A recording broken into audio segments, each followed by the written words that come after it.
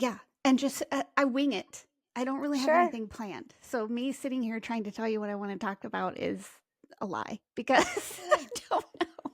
No, it's all good. I mean, yeah, I know how podcasts go. We're just kind of rambling, and hopefully every once in a while we hit something funny and insightful. Exactly. Exactly. That's exactly how it works.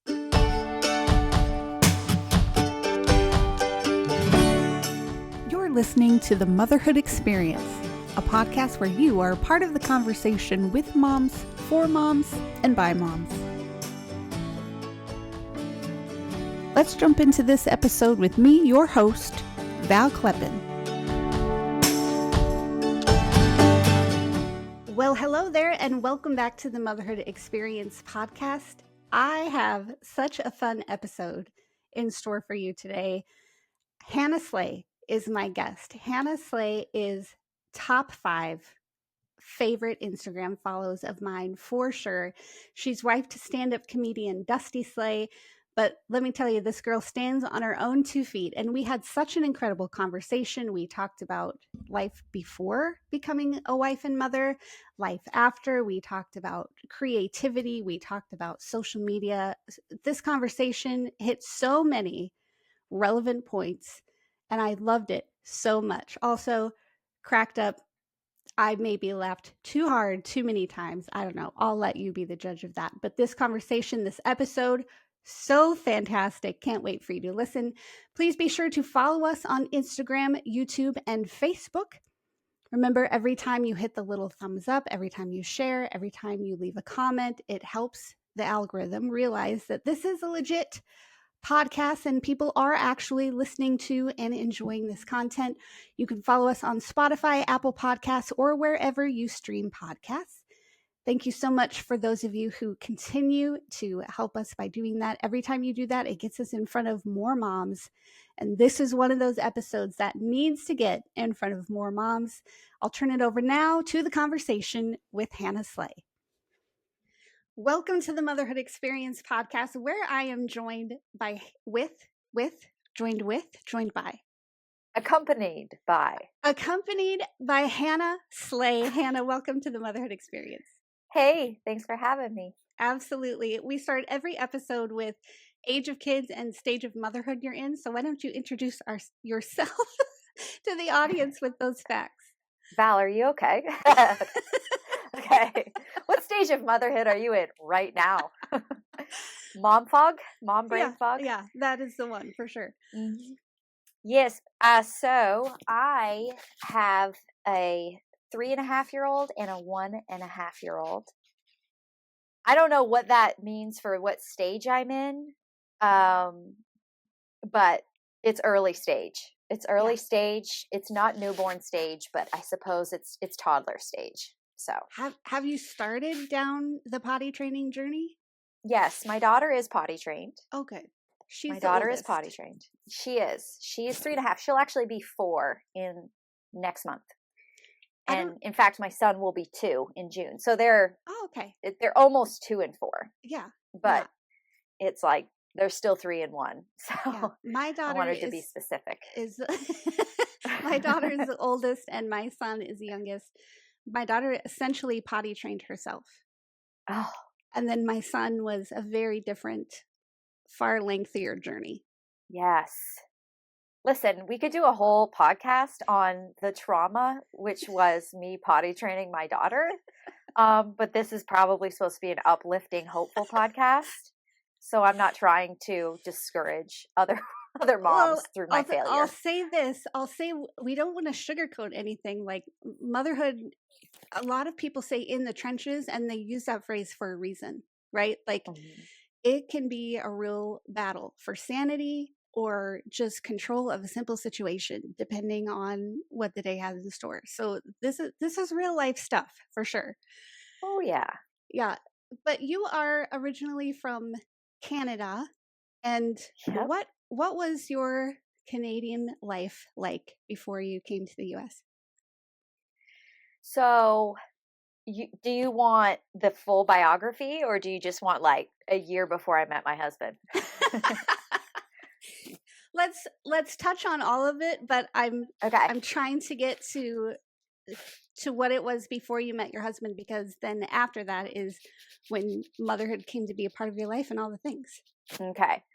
So, I grew up in the country. I'm a country girl, but I hated living in the country. So I'm a city girl at heart, but I was born and raised by farmers, peasant folk, essentially, frugal people.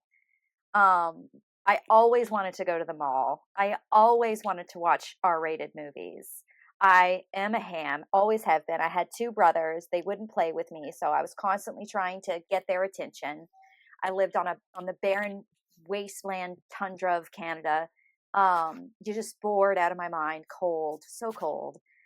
And so I had these big dreams of being an actress, and I ended up going to arts program high school in my small town in Peterborough, Ontario, and that all went well for a while. And eventually, I moved to Toronto when I was about 21, and I went to theater school, and then just began that journey of trying to be an actress. And I actually found success pretty early, relatively. I got on some TV shows. I was on a children's TV show, a children's comedy show in Canada, and that ran for 3 seasons. And so I started making money as an actress when I was about 22 or 23. And I was mostly a television actress, certainly, but my heart was in comedy. I took classes at the Second City in Toronto and discovered I got a lot of different personalities, apparently, that needed an outlet, and comedy seemed to be a great place for them to go. And that's what I did. And I was just a city girl living in Toronto and dating, and not a Christian. I was raised Catholic, very Catholic, but I had fallen away from it, certainly in my 20s.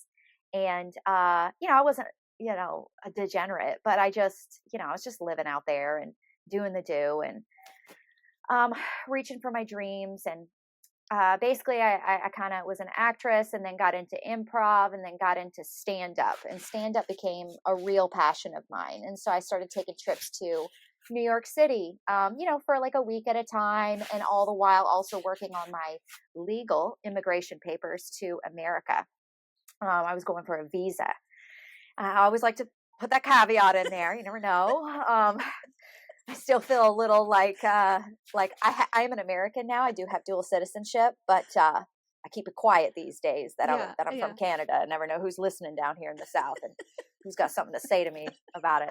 I have divided loyalties. It's a difficult time for me, but so anyway, where was I? So I got into stand-up, went to New York, and when I was like 28 or 29, I went to New York, went to an open mic, and I met a very, very friendly Southern man with a deep baritone voice. And I was like, this guy's not from New York. This guy's clearly not from New York. He was about as out of place as I was as a Canadian in New York, not knowing anybody, bopping around at open mics. And we hit it off. And his name's Dusty. And he ended up becoming my husband. And we had a long distance relationship for, I don't know, a year and a half while I was still in Canada, got my visa together. And my original plan was to move to LA and continue to pursue acting in LA. I was 30, and it was kind of like,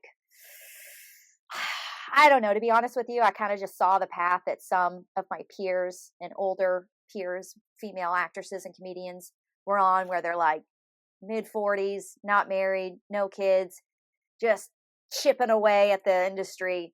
And it didn't really seem super appealing to me with what my desires were at that time. I really wanted a husband. I wanted a career, but I wanted to cuddle all the time. Yeah. So I was just at that place where I was not the same person I was in my early 20s, when it was like all I cared about was being famous. I never thought about getting married. I never thought about kids. It didn't even occur to me to think about kids. I was like, I didn't even think about it. And I really just wanted to have a husband. I didn't even think about kids when Dusty and I got together. But we did, and I moved to Nashville, and then we both did comedy for a while. And that was our life for quite a while. And then we got married in 2017.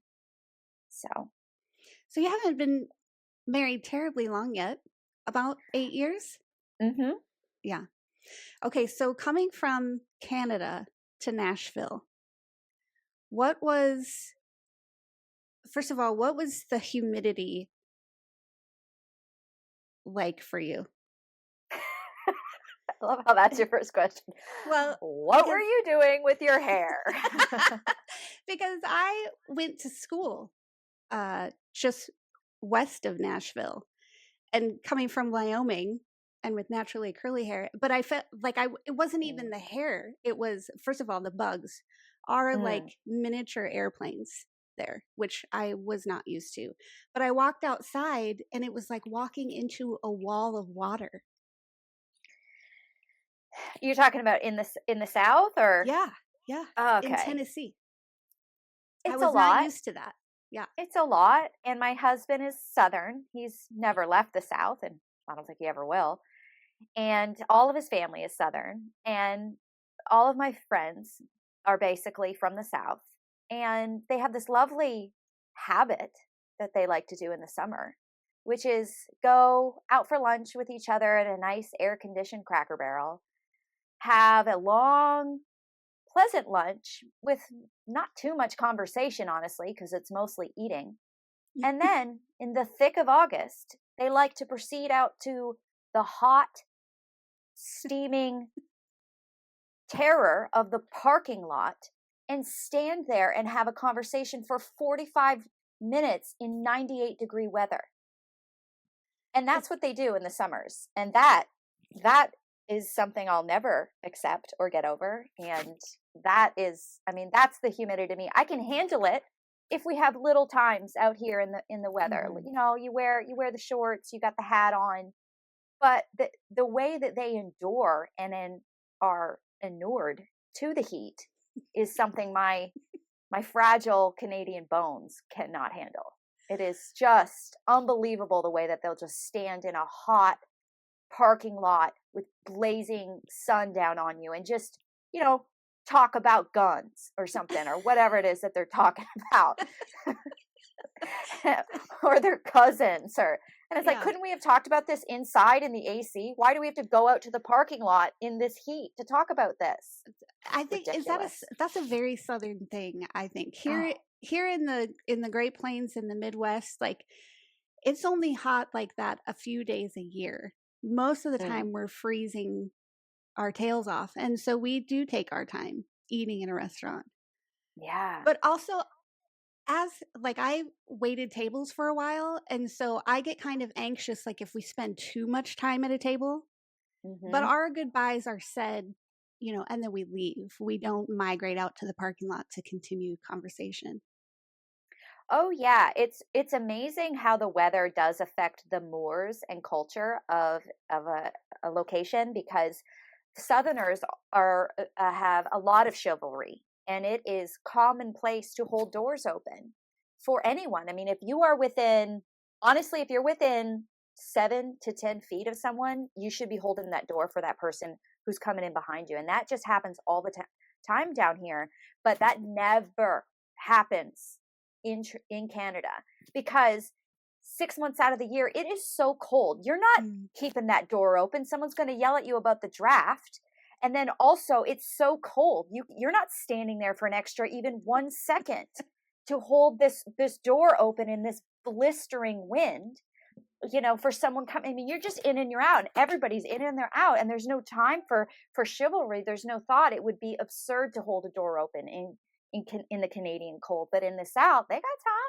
They're moseying on up to the door. They're tired. They're barely moving in this heat, but that door is going to be waiting for them open.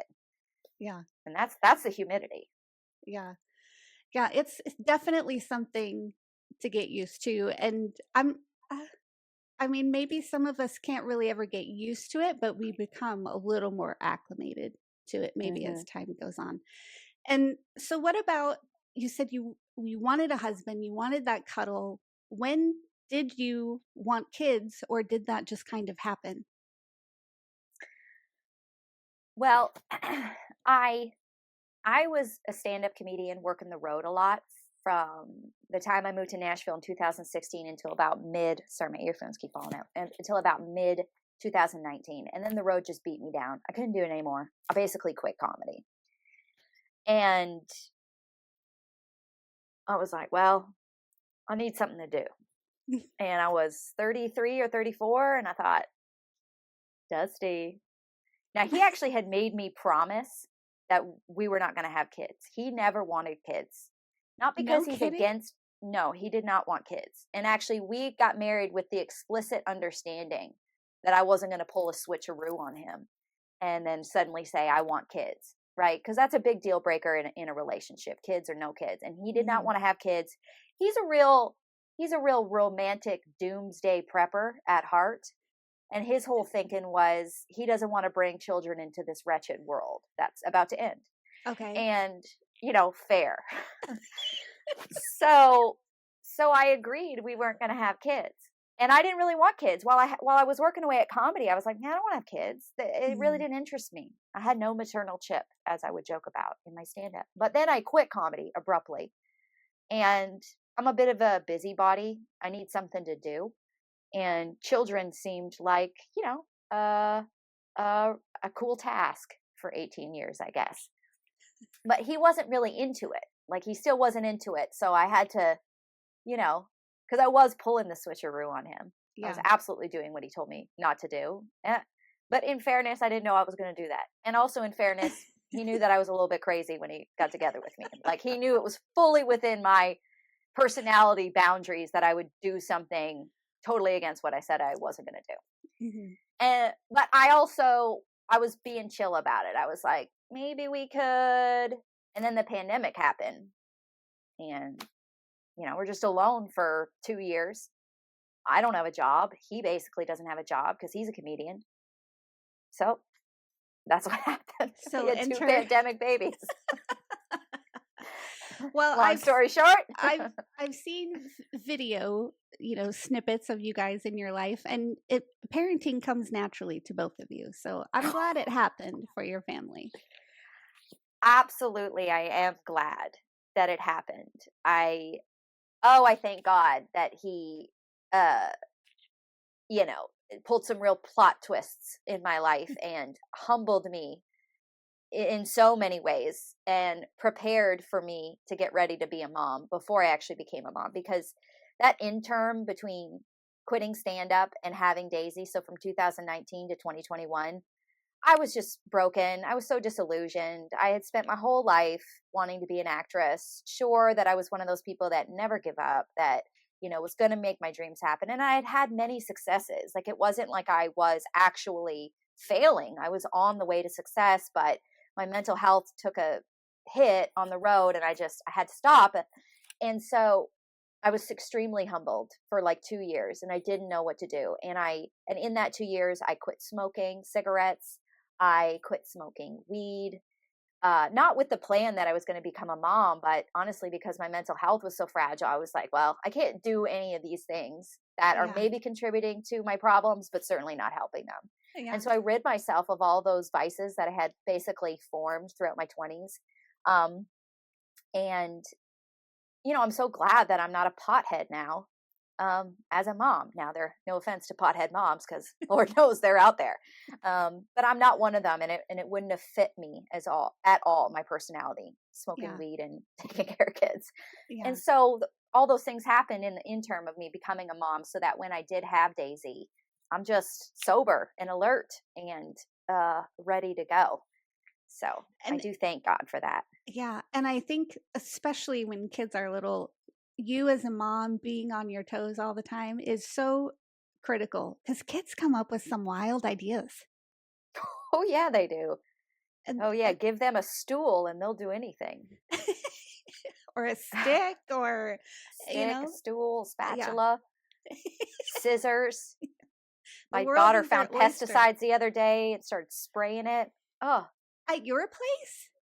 Yeah, there was a bottle of not pesticides, some kind of bug killer. I just call it pesticides, but it was up on a table, but she got a stool and she just went and got it because she likes spraying things. She likes spray bottles. So we give her like a water spray bottle to just spray things. And then she thought that that's what that was. So I had to give her a bath and have a panic attack and take her immediately to a birthday party. So of course. It's all in a Saturday's morning. So right. Of course. It happened in that order and in that sense of urgency. That's always the window when those things happen. And So there are some reels that you have put on Instagram of like your crazy aunt who's maybe not so crazy, Mm-hmm. like the things that she says. First of all, does that crazy aunt really exist in your life? And second of all, have you bought into these things that she has shared? Yes, she's a real person. She's not my aunt, though. She's my kid's aunt, but she's my sister-in-law. Okay. So my Dusty, he Yeah. has a sister, and she's 12 years older than him. Oh, wow. And she lives in rural Alabama. She's a Christian stay-at-home mom. She's not on the internet. And her kids are in their 20s now, early 20s. So she kind of raised her kids before the internet really took off. Like her kids Mhm. have phones, but they didn't start getting them until they were like teenagers. And so she kind of, when she was in the early stages where I'm at now, she was just reading books, picking up information from other moms in rural communities and farmers. And she's from that old school fabric of Southern women, the kind of do it yourself. She's pretty anti pharmaceutical industry, a little weary of doctors and the medical industry at large. So she does things on her own. She's into herbs, she's into castor oil, she's into essential oils, she's into garlic ointments and things like that. And she is a wealth of information to me. I love her. She Yeah. is, my mom died when I was in high school. She is my surrogate mom. She is, I mean, we do have a my husband's mom, and she's a great grandma, but my sister-in-law comes, she's with me now. She's with my kids right now. Oh. She comes up when Dusty's out of town a lot, and she helps me with the kids. She teaches me so much. If I didn't have her, I don't know what I would do. Now, she also says a lot of kooky stuff where I'm like, what did you just say? And it's hilarious. And she, for the first year or so with Daisy, she, every time I get together with her, I would learn something pertinent and good and useful, and I would at least try it or think that's really amazing and that's good to know, and I'd sort of just check it in my mind. Then other times she'll say stuff I'm like, that's wild that you would say that. That's absolutely wild that you do that. I can't even imagine a world in which you think that that's normal. And so it's both. It's both things. She's lovely. I adore her, but I absolutely will be like, that's insane that you do that. Yeah. Or, but I'd say like 70% of the time I'm thinking, oh, that's really cool, and it's curious and it's quirky. And so I put out those videos basically as an impression of her, and it Okay. was astounding, the feedback that I got from those first few videos. People were eating up that info. There Ooh. it's amazing stuff, and I think what I really loved about those reels in particular was uh, so the whole reason I found you, Hannah, and I'll just tell the listeners, Hannah is top 5 favorite Instagram follows for me. Oh I gosh, love the stuff you put out. It is hilarious and so relatable. thank you. And even the kooky stuff. So I found you because I was listening to Nate Land podcast. Dusty is probably the best co-host on Nate Land. And I love how he's into all of these what other people would consider kooky, outlandish, conspiracy theory type things. He Right. he barely will go there on the Nate Land podcast, but they goad him into quite a lot of it. Like they want to get him to go there sometimes. But I felt like, man, if he is married and has a family, like I could see us having, you know, roast chicken, cheesy potato dinner together one night, and my husband would be sitting there going, you guys please stop because these ideas you have are crazy and nobody believes them. But I feel like the three of us would have a really good time. Well, absolutely. And we live in such a bizarre world that I truly believe after everything the collective world has gone through in the last 4 or 5 years, if you're not if into even just light conspiracies, what's wrong with you? How have you gone through this insanity of political, social, cultural upheaval on the like steps of death's doorstep with revolutionary medical technology, and not just question the narrative just a little bit, just a little bit?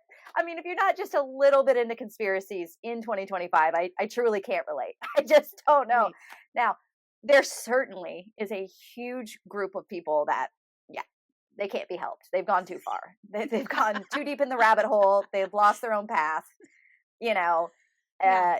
their whole body is covered in tinfoil, and that's and you know, it's charming in their own way. They make probably a really interesting dinner guests. And for me, I'm so cynical, Val. I am truly, like, that is one of my dominant personality traits. I'm deeply cynical, on the verge of complete nihilism all the time.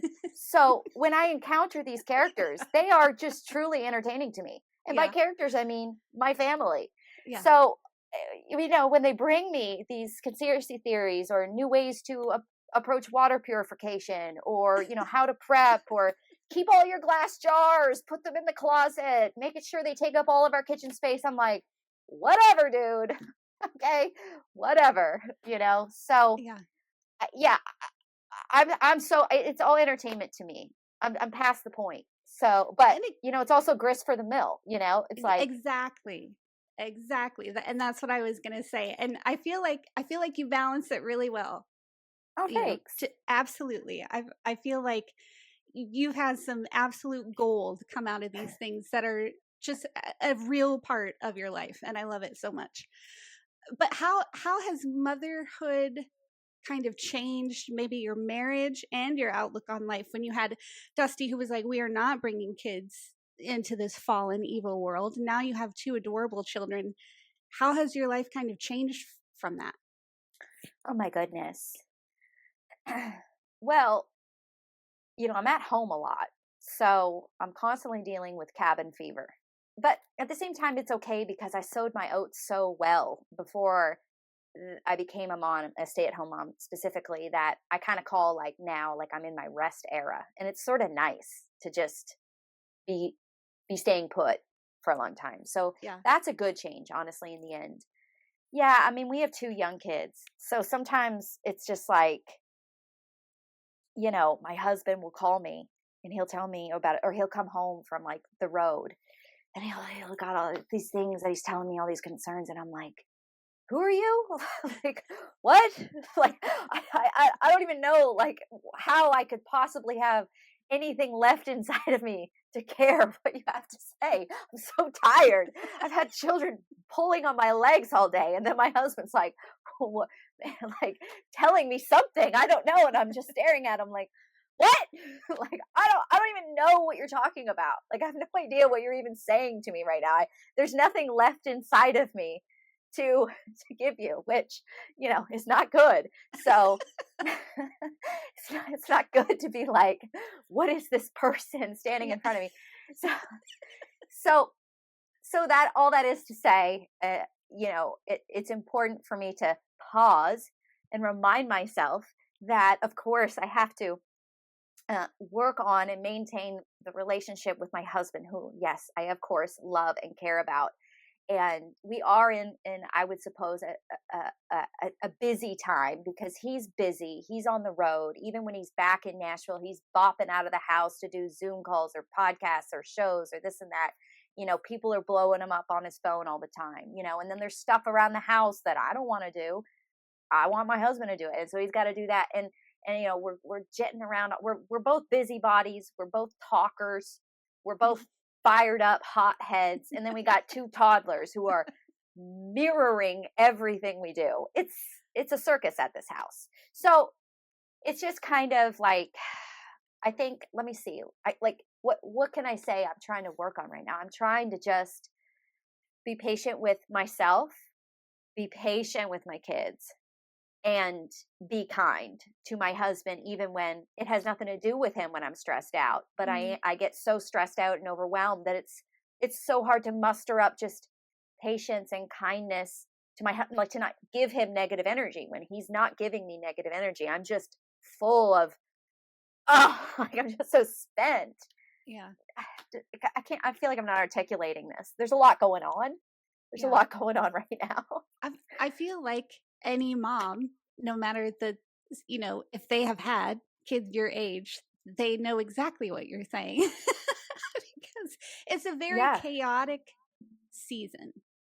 And Yeah. especially, you know, with your life, and even probably your circles of friends are different because they're all busy, doing things in entertainment and such. And so it's just kind of a chaos to manage a household in general. But then when you add these other layers on top of it, it's a little out of control at times. I think every single one who hears you talking is like, yeah, I totally empathize with that overwhelm. Yes, overwhelm is a good word. I am very fortunate, Dusty gets it. You know, he knows, okay, like I've been gone, he'll be gone for 4 or 5 days straight. And sometimes I have help, but most of the time it's just me and the kids. And so when he comes home, I want to run away. I want to go away from the house. And I do. And he'll, he won't let me do it, but he'll take on the kids, and I'll go do what I used to like to do in my 20s, is just go into a coffee shop and write, window shop a little bit, heck, get the car washed, do something like that. And then honestly, I have a great group of friends. The saddest part about me when I was an actress was I was so career driven. I didn't value or see the need in having a lot of friends. I would always have like one or two best friends, but never really had like a social network or a group of friends. I didn't go to a lot of parties. I was just a little bit, I don't know, lost and curmudgeon in my own way. And Yeah. but once I got married and teamed up with Dusty, who everybody loves, the way the community liked him, that kind of conferred onto me. So I felt like I was more likable. So that helped me feel good. And then once I stopped doing comedy, all of a sudden I had all this time on my hands, and I was like, oh, like, let's get friends. And so I just started spending more time with friends. And then once I became a mom, now all of a sudden it was like, oh, I need mom friends, because when my girlfriends would come over who don't have kids, I'm trying to talk to them, and my kids are all over. You can't talk when small kids are afoot. But if you're trying to hang out with a mom who also has small kids afoot, you bring the kids together, they distract themselves, and they all hang out, and then me and the moms can have a visit. So, I feel so cool and popular now because I have a lot of different friends. I have a lot of different mom friends. I get invited to a lot of birthday parties. When I go out into town, people recognize my husband. I just feel so precious and popular. And I know that if something ever happened to Dusty or our marriage, it would all disintegrate. Nobody would want anything to do with me.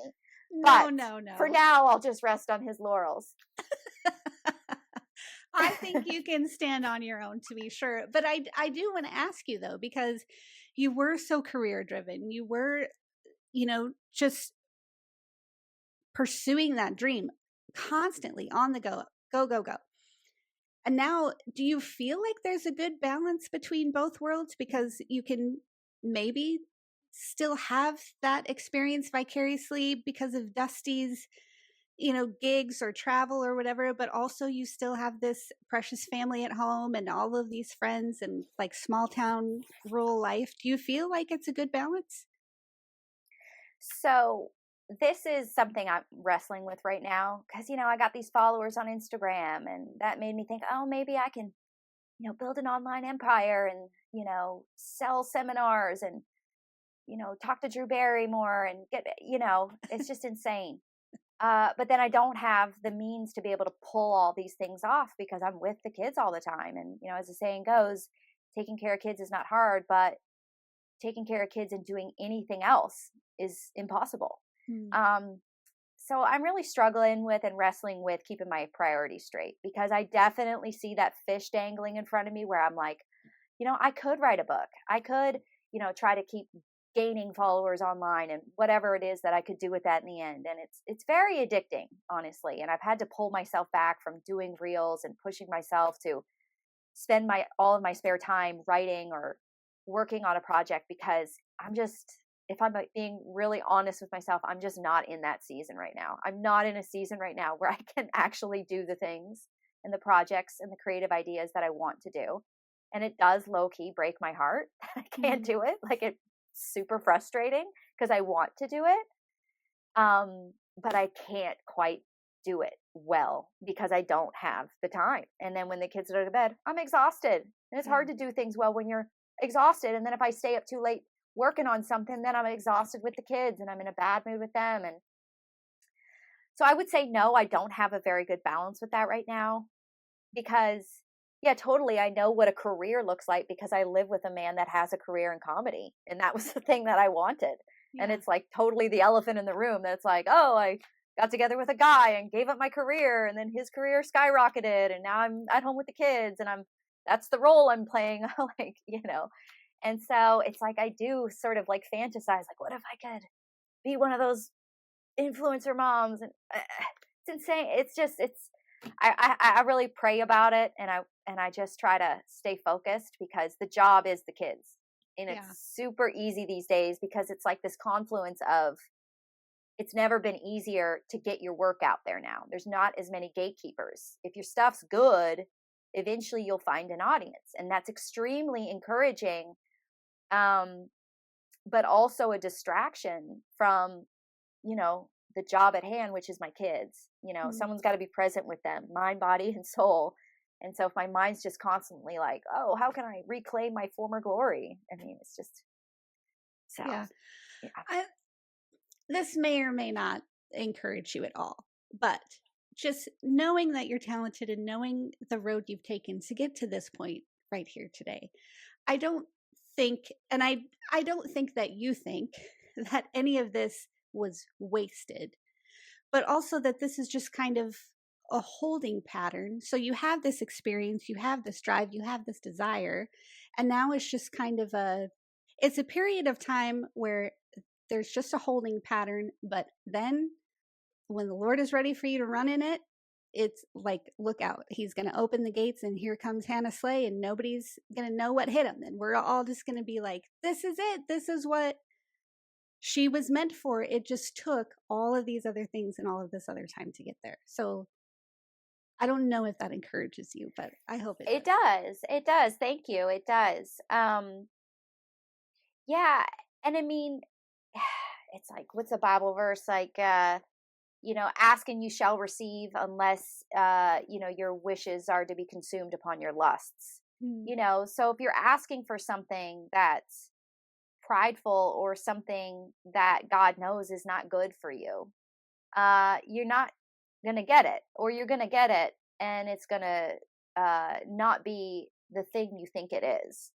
And so that verse always kind of sticks with me. And I always feel like, uh, I have to just trust that life is great right now. I am so blessed. I truly have, and I don't say this from like, for lack of a better term, a woke point of view, but I am extremely privileged. I have a very good life. My husband makes enough money that I don't have to work, and that's awesome.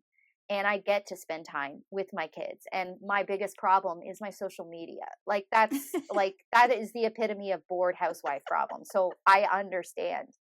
But at the same time, my creative projects mean something to me, and expressing myself has always been something so deeply important to me, as a person, that I can't just pretend like I don't want something just because it's hard to want it because it's not a good season for me to want it. So it's just me being like, just accept where you are right now and chip away. Like I've like right now, my perspective is chip away at your craft, chip away at your writing, chip away at, making videos, chip away at the ideas that interest you and things that you like to read, and stay with your hobbies. But just because you can't commit to them fully, like you'd want to, like you could have before you had kids, it's okay.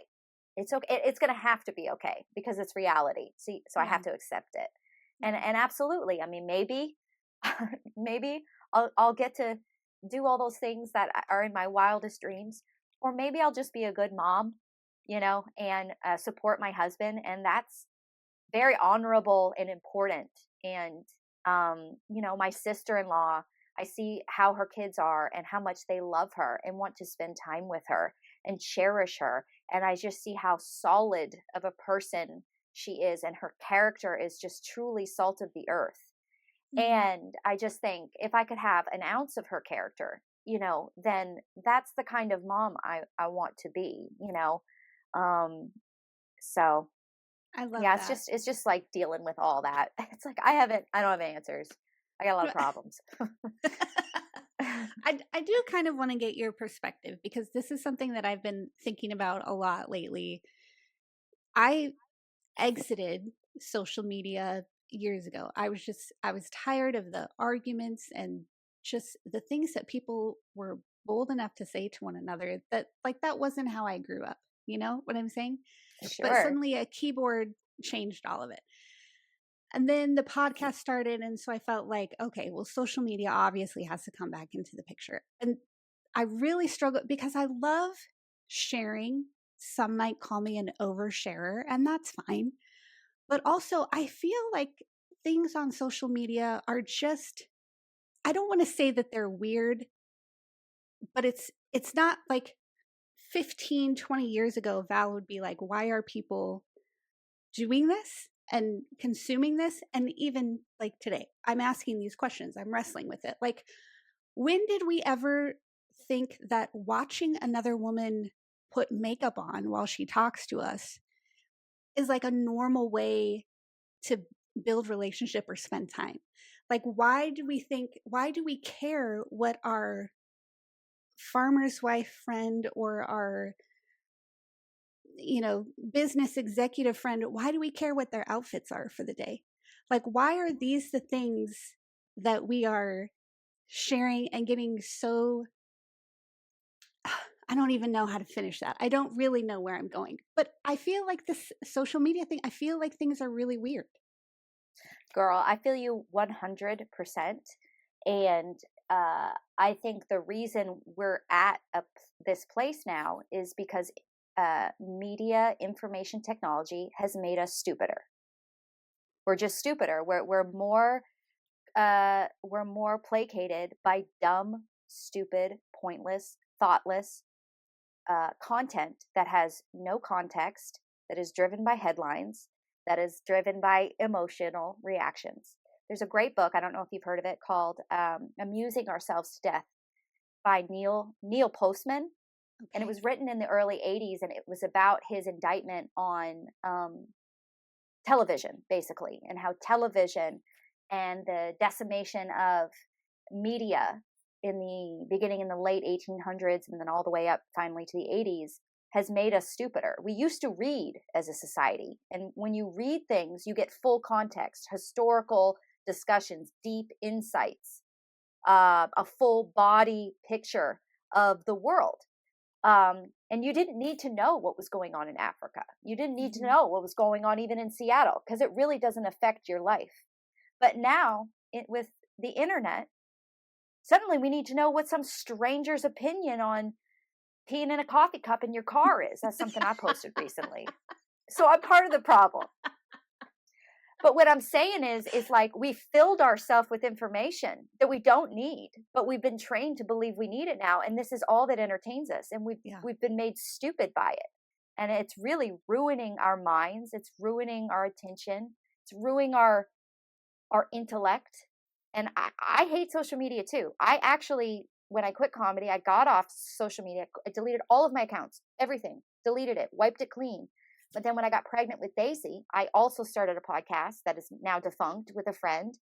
And then when Daisy was born, the podcast was over, but I had social media. And then I got totally caught up in the mom content makers, and it became this great resource. And then I just watched reels for a long time, and then eventually I started making them. But I'm pretty disillusioned with it myself. It's become somewhat of an addiction.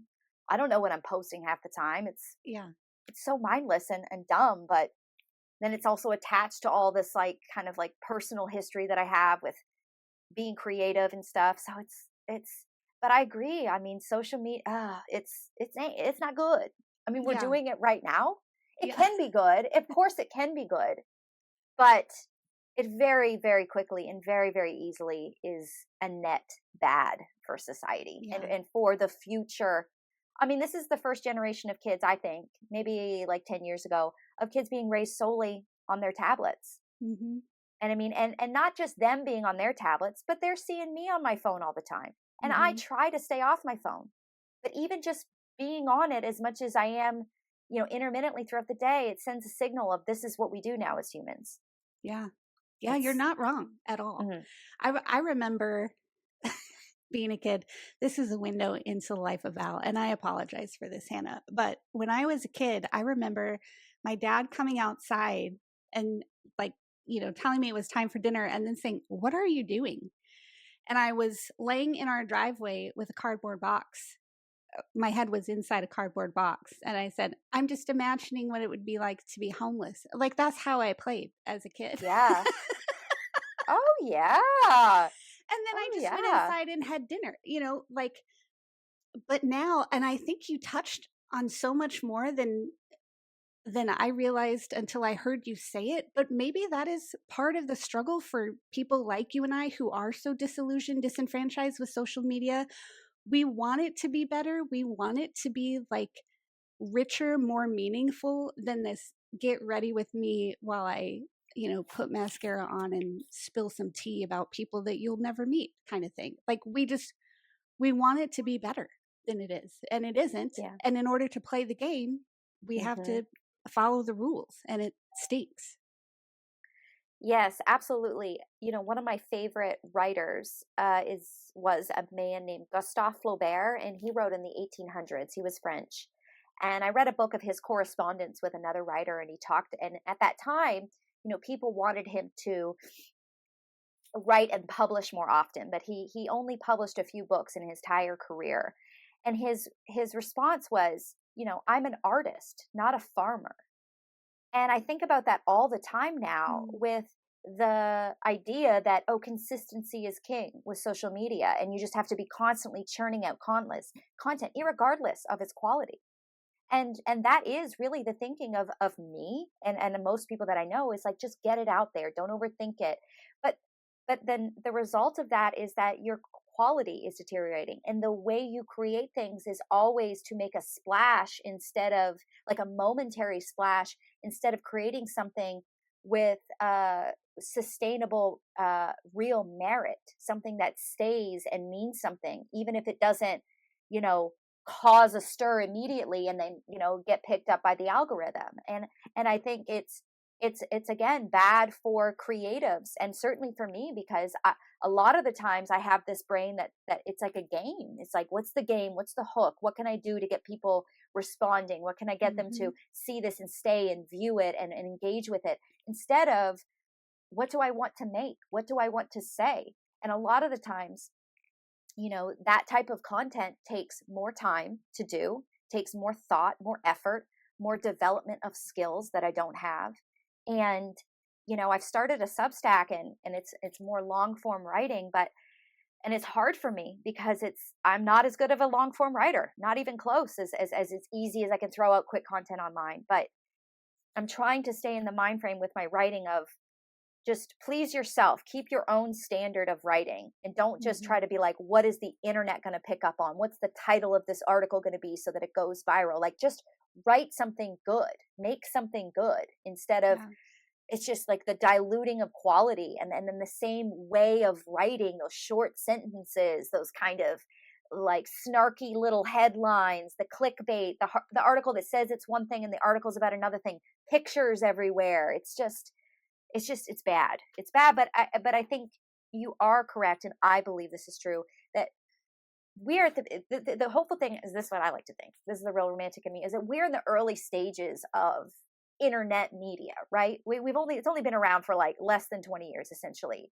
So in the same way that movies in the 1930s were not all bad, but learning how to make art, learning how Mm-hmm. to turn movies into high art, or even how television was always like mass appeal until like the Renaissance and high art days of like early streaming Netflix shows, how like television became so good in like 2010 because they said decidedly, like suddenly they decided we can make television serious and good and impactful. I think that the same thing can happen with social media, is that yes, it's rife with a lot of trite, superficial, empty, farming for engagement content, polarizing, drops in the pans, influencers that just want attention. But if you want to create things that are good, then just ignore all of that, and I try to just I'm trying to, because I don't do it all the time. I don't. But I'm trying to just say, what's good? What do I Yeah. think is good? How can I make something good and be happy with it for myself and let go of followers? Just let it go. Just let it Yeah. go. Yeah. I think that's so insightful, and even relating it to, like you said, it is documenting some personal things of history and your history of creativity. Like, even for, it's a milestone marker of so many instances in my life. And I want my kids one day to look back and be like, oh, I remember when we did that. Or, because I started blogging years ago, and I remember my husband saying, like, one day our kids are going to be so blessed to be able to read this. And I feel like things just went downhill from there. Like, I don't feel like they're going to be so blessed watching a reel of baby chicks in our garage. Like, Right. maybe they Yeah. will. I don't know. Mm-hmm. But yeah, I feel like you were spot on with that. So, speaking of social media and how much we can't stand it, how can people find you, Hannah? Follow me right away. Follow me right away for High Art on Instagram. Nothing but the best. Only snobby people need to apply.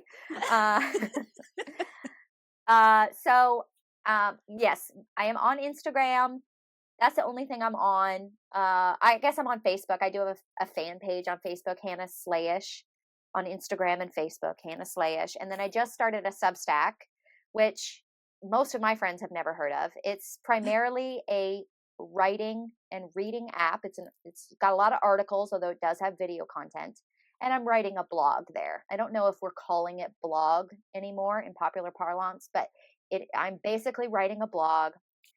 Although it's more like essays. I'm not just like, oh, I did this today and this is my opinion on this. I'm Yeah. trying to go deeper into things that I'm thinking about in my life. Honestly, I'm shaking off the rust as a writer, but it's been a very good therapeutic, fun thing. So I would love if people would check out Substack. It's free. You just get the app on your phone, but you can also just read it when I post it. You don't have to get the app. You can just read it on your phone and then never open it again. So I'm on Substack. Hannah Slay, and my Substack is called Domestic Half-Wit. Domestic Half-Wit.